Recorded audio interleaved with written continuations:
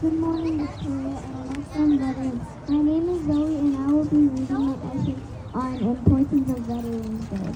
On November 11th, every year we celebrate Veterans Day.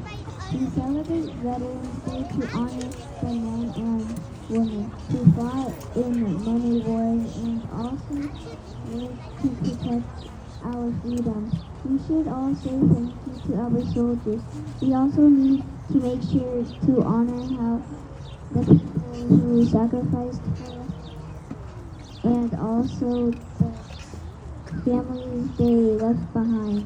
The families, friends, and children also should be honored for the sacrifice they made in having their family gone while they were protecting our freedom.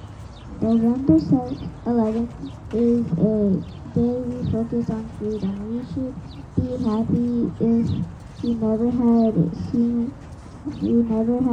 to see a war again, so everyone can remain free from harm.